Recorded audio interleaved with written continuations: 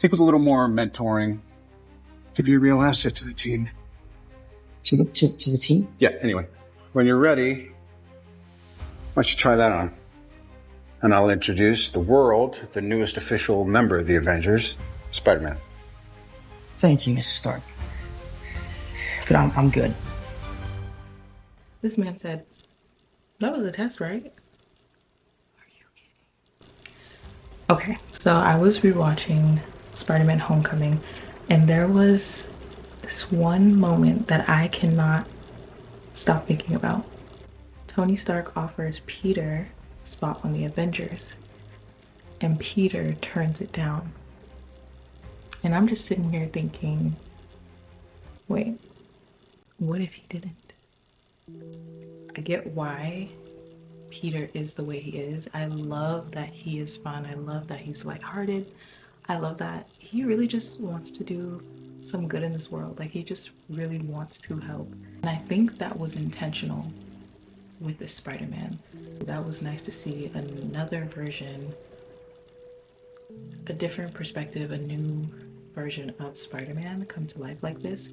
So I will say that Tobey's Peter was quite the opposite. He had this weight to his character. He had this maturity to him, and very early on had a lot of responsibilities. Tom's Peter is different, and that worked. That definitely worked. I'm not here to compare the different Spider-Mans. I'm not here to say which one's better. Yada yada yada. That's not the point of this video. But that difference is exactly why this moment mattered so much. Here's the thing. Spider-Man has always been about balance. Balancing his entire life. The weight of having such an ordinary, such a normal, mundane life, but also having an extraordinary, very heavy burden to carry. So it's interesting to see like how this balance cost him something real in his life. I feel like that's when the story gets really interesting. In this Spider-Man, I felt like Tom's Peter Parker didn't really feel the weight of the decision, the cost of his decision. You know, it's like us actually feeling the weight of what he's carrying. We did not get that in this Spider-Man. We did not feel the weight of his decision that he had to make. Say Peter accepts the offer. Everything in his life changes. Everything he's ever known completely shatters. If he took Tony's offer, he would be thrusted into a whole new world, trying to learn how to use his powers, learning to work with a team, learning to work with heroes who are way more experienced than him, adapting to the high lifestyle, the money, the fame, paparazzi, all of it that comes with being a part of the Avengers. And while he has this extraordinary lifestyle, he has this ordinary lifestyle. So you can feel that tension of him trying to keep his friendships alive with Ned and MJ, trying to keep up with school, his aunt. Everything feels so imbalanced, and I think we really would have felt that in the second movie. It would have been great momentum to go into the second movie because we would feel that chaos with him, like we're going through it with him, and it would have allowed so much buildup and release.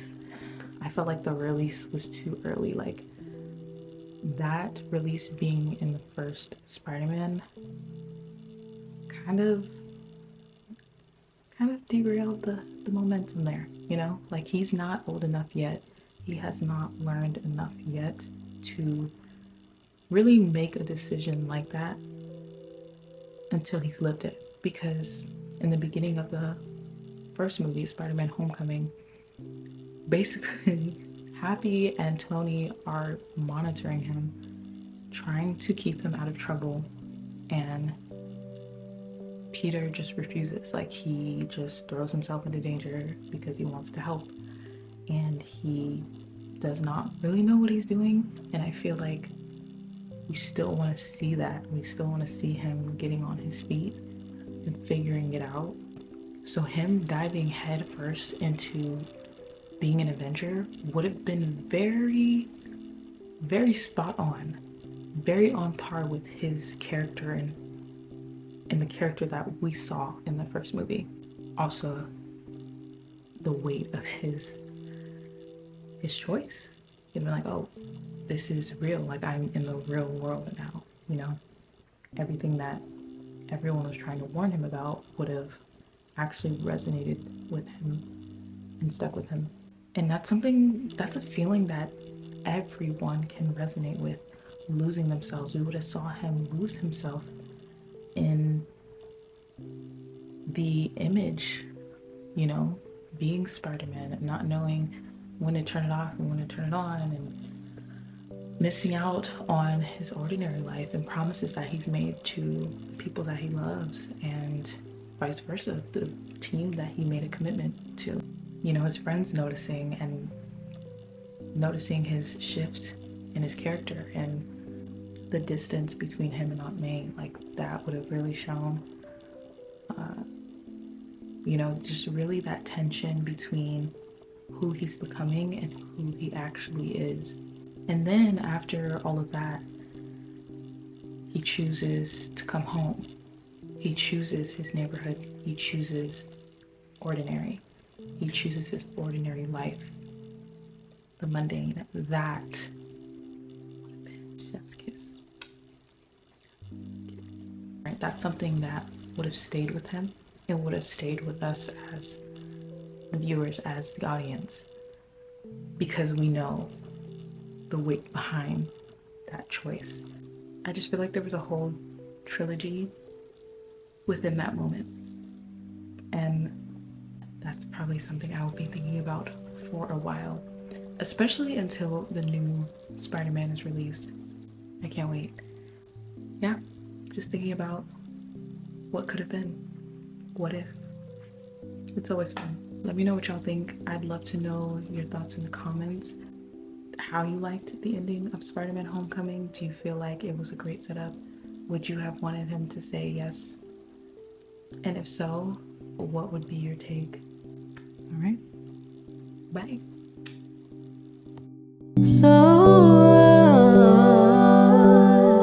lay your head down.